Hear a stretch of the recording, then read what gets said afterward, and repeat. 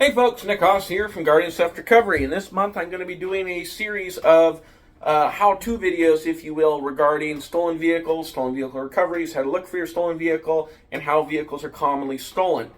This is all based off our experience now that we are over 800 stolen recovered vehicles. So, today's segment is called What to Do When You Find Your Stolen Vehicle, and these are the three major rules when stolen vehicle recovery is happening or you find your stolen vehicle. Rule number one, open all the doors, open everything up on that damn thing, open any of the windows so that you can, let the car air out. While it's airing out, visually inspect to see any signs of drug use. Now, if they were smoking fentanyl in that car, you're going to find little burnt up pieces of tin foil, a roll of tin foil, melted straws. That's a sign that they were smoking fentanyl in the car or doing foilies. You need to be very careful of that. If you have zero opioid tolerance, you can, just by inhaling the secondhand contamination inside the vehicle, OD. People have died. You need to be careful with this. This is a major, major rule number one. Please be careful with this. You need to let the car air out. You need to inspect it for drug use.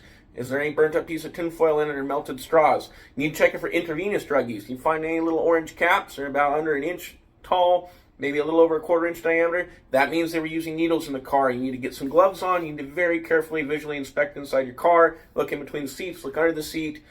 Make sure there's no needles you're going to get stuck with in the vehicle. Okay, that's the end of step one.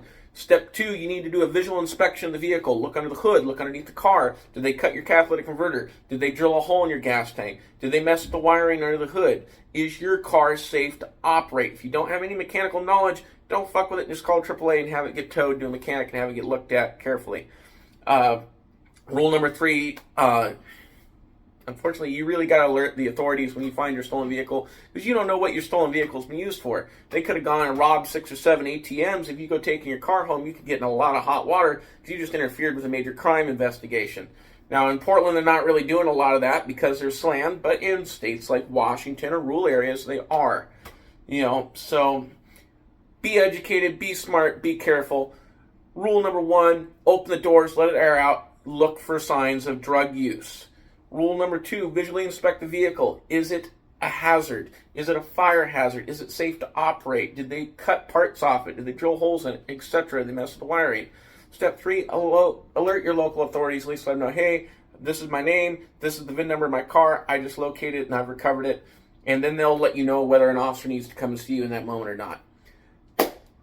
Those are the three major rules for car recovery from Guardian Theft Recovery. Stay safe, stay righteous, and watch your six.